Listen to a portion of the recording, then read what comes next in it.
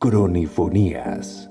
El suroccidente del país se quedó sin el servicio de gas domiciliario por unos días. Los medios de comunicación avisaron sobre las dificultades que se estaban presentando y a los 2 días siguientes los titulares anunciaban la suspensión total. ¿Cuál fue tu reacción? Soy Diana Brito, podcaster del diario Nueva Crónica Quindío. Te doy la bienvenida a esta nueva cronifonía, nuestro podcast en donde hacemos historias bien contadas y que para esta ocasión tiene como nombre Pánico Colectivo. Cronifonías, historias bien contadas. Fuimos a trabajar y cuando regresamos ya no había gas. Había que solucionar el impasse temporal. Sin embargo, un nuevo anuncio advertía que la suspensión se prolongaría por 9 días y de inmediato, casi instantáneo, pasaron 2 cosas.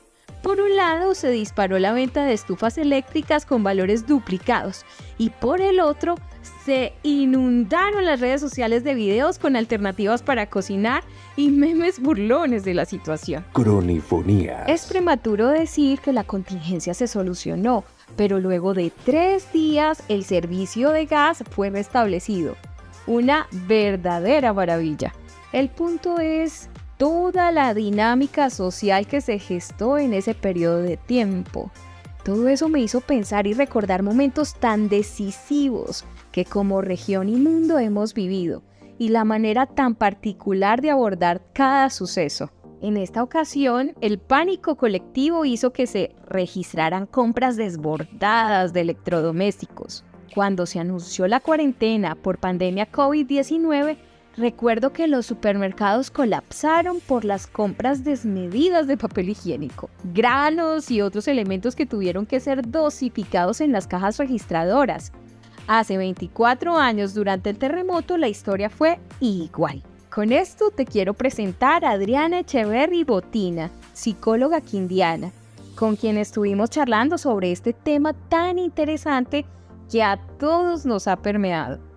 Cronifonías, el podcast. Bueno, respecto a qué es el pánico, esto se ve en la literatura como una respuesta súbita, ¿sí?, ante un suceso que genera pavor intenso y que es provocado de una forma con una reacción totalmente inesperada, pero tiene muchas situaciones de reacciones físicas. Y sucede, a mí algo que me llama la atención es que sucede es cuando no existe un riesgo como inminente. Es decir, a muchas personas, no solamente en una situación de pandemia o del terremoto o ahorita de lo que tuvimos respecto al gas, necesariamente vayan a reaccionar con pánico, ¿sí?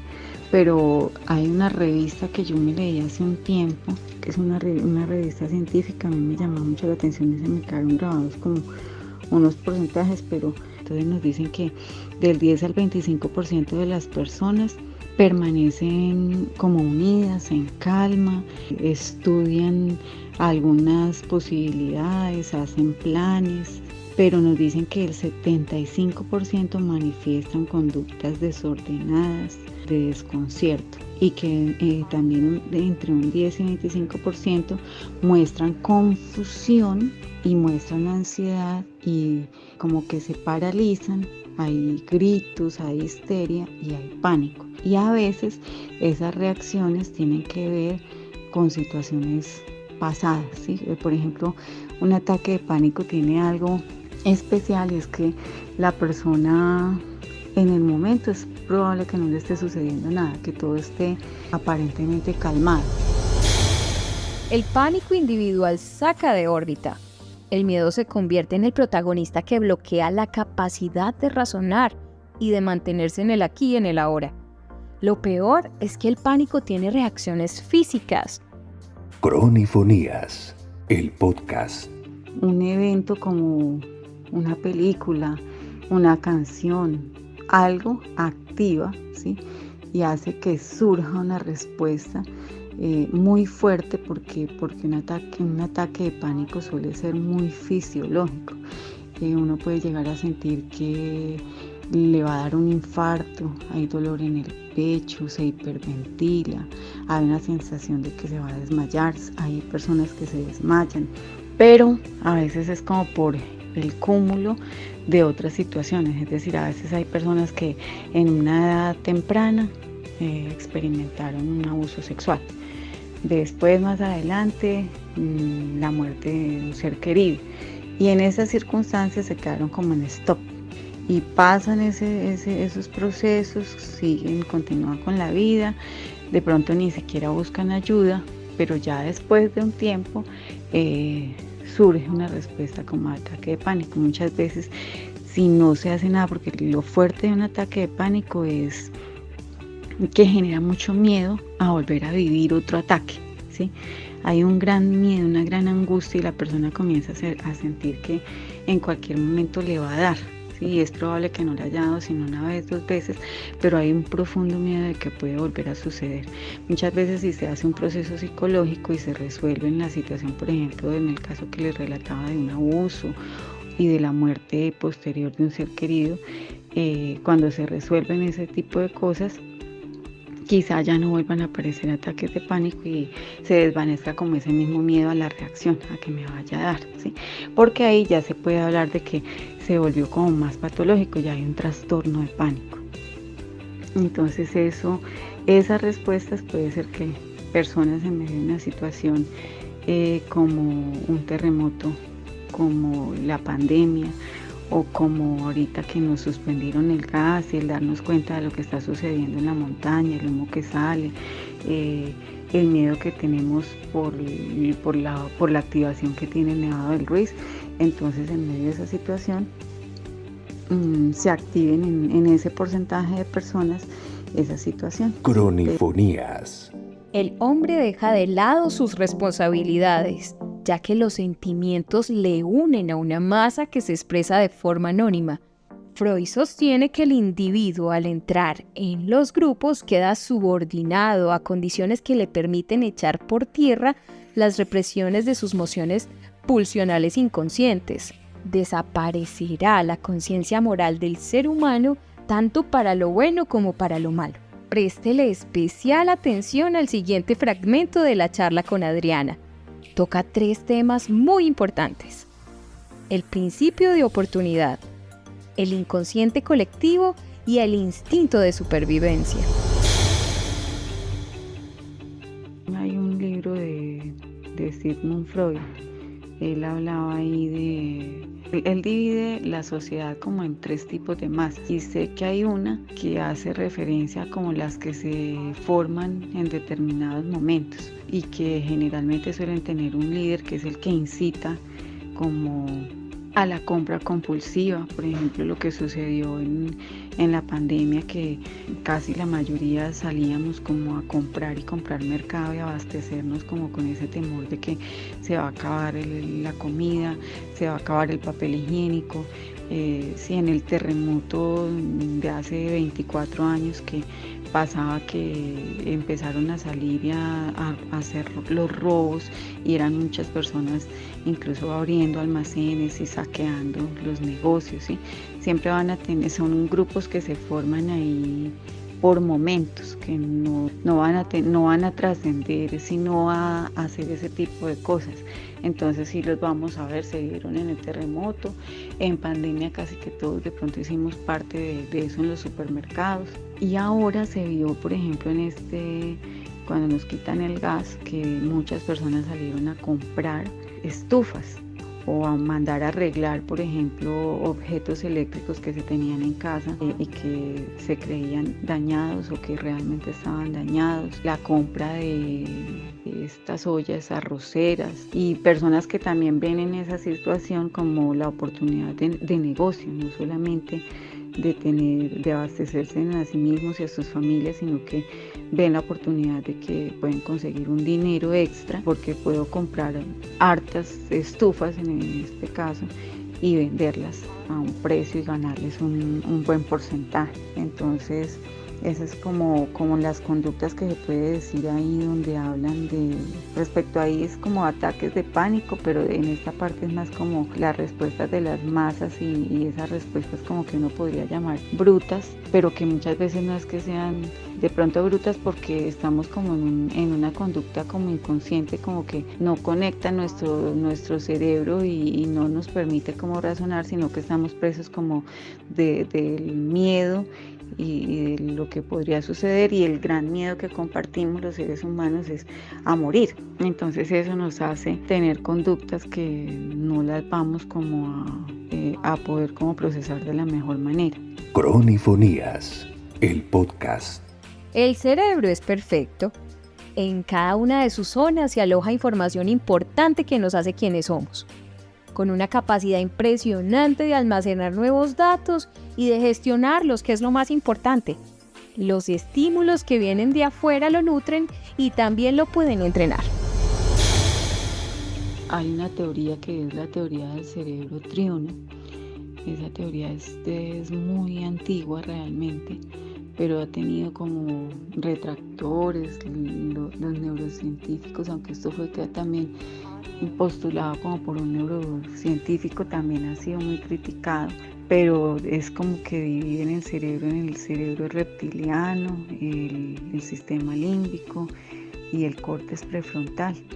Definitivamente cuando estamos en un estado de shock es la mejor respuesta que muchas veces podemos tener ante una situación inesperada y que nos puede desbordar nuestra capacidad como seres humanos. Y en una situación de shock puede ser que nuestra razón como que se aplane, como que se desconectara. En algunas personas va a permanecer conectada y se desconectará la parte emocional, pero en otras va a permanecer más conectada la parte emotiva, y ahí vamos a esperar respuestas como muy desbordadas quizá. Que se puedan entrenar, sí, es posible, pero como bien dicen, entrenamiento. Yo estoy de acuerdo, por ejemplo, en las empresas ahora está el sistema de gestión, y eso genera mucho bienestar para las empresas y porque ayudan a que uno comprenda más como los procesos, las reacciones ante desastres naturales, pero a veces como que el entrenamiento solamente se da 1 o 2 veces en un año, ¿sí? Entonces eso es muy difícil que una conducta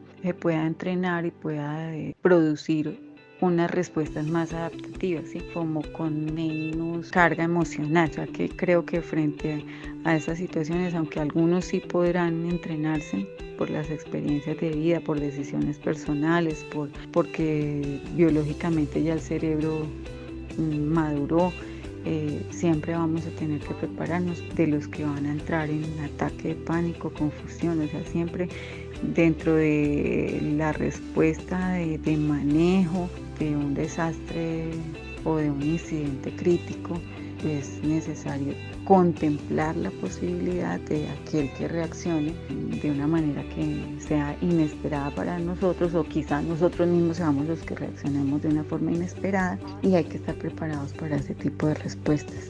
Hay una teoría que es la teoría del cerebro triuno. Esa teoría es muy antigua realmente, pero ha tenido como retractores los neurocientíficos, aunque esto fue también postulado como por un neurocientífico, también ha sido muy criticado, pero es como que dividen el cerebro en el cerebro reptiliano, el sistema límbico y el córtex prefrontal. Definitivamente cuando estamos en un estado de shock es la mejor respuesta que muchas veces podemos tener ante una situación inesperada y que nos puede desbordar nuestra capacidad como seres humanos. Y en una situación de shock pues puede ser que nuestra razón como que se aplane, como que se desconectara. En algunas personas va a permanecer conectada y se desconectará la parte emocional, pero en otras va a permanecer más conectada la parte emotiva, y ahí vamos a esperar respuestas como muy desbordadas quizá, pero que se puedan entrenar, sí, es posible, porque pero como bien dicen, entrenamiento, ¿sí? Lo que pasa es que yo estoy de acuerdo, por ejemplo, en las empresas ahora está el sistema de gestión, y eso genera mucho bienestar para las empresas, ¿sí? Y porque ayudan a que uno comprenda más como los procesos, las reacciones ante desastres naturales, pero a veces como que el entrenamiento solamente se da 1 o 2 veces en un año, ¿sí? Entonces eso es muy difícil que una conducta pueda entrenar y pueda producir unas respuestas más adaptativas, ¿sí? Como con menos carga emocional. O sea que creo que frente a estas situaciones, aunque algunos sí podrán entrenarse por las experiencias de vida, por decisiones personales, porque biológicamente ya el cerebro maduró, siempre vamos a tener que prepararnos para ese 10 al 25% de los que van a entrar en ataque de pánico, confusión. O sea, siempre dentro de la respuesta de manejo de un desastre o de un incidente crítico, es necesario contemplar la posibilidad de aquel que reaccione de una manera que sea inesperada para nosotros, o quizá nosotros mismos seamos los que reaccionemos de una forma inesperada, y hay que estar preparados para ese tipo de respuestas. Cronifonías, el podcast. El miedo ante la incertidumbre es plenamente normal. A todos nos pasa, y más aún cuando se trata de lo que colectivamente hemos definido como bienestar. Tener un lugar donde vivir, alimento, cómo prepararlo, contar con dinero, en fin. Hay personas que lo experimentan con mayor naturalidad. Otras tantas se esfuerzan por superarlo sin que eso signifique que no experimentan sensación de temor. Incluso ahí cuando yo les decía que del 10 al 25% de personas permanecen como unidas y que hacen un plan y programan como soluciones, ni siquiera es que estén como que uno diga, bueno, uno puede decir que realmente están totalmente calmadas. Es probable que no, porque tenemos como mecanismos de respuesta cuando estamos incluso frente a situaciones que nos producen un shock, una respuesta de shock. Dentro de esas respuestas de shock hay congelamiento, hay ataque y hay huida. ¿Sí? Entonces, en congelamiento es probable que encontremos personas que aparentemente estén muy calmadas, se encarguen de toda la parte logística, puedan hacer planes, todo, pero no necesariamente se puede evaluar de que la persona esté reaccionando de la mejor manera, ¿sí? Entonces, son muchas cosas las que se tienen que tener en cuenta en ese aspecto. Cronifonías. Hombre prevenido vale por 2.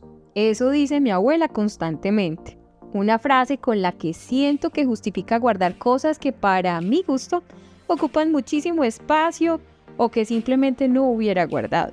El podcast. La invitación con este podcast es a que te mantengas bien informado y tomes decisiones desde la sabiduría del análisis y no desde el impulso de la urgencia. Con esto me despido. Te deseo una linda semana. Recuerda comentar y compartir nuestro contenido. Cronifonías, historias bien contadas.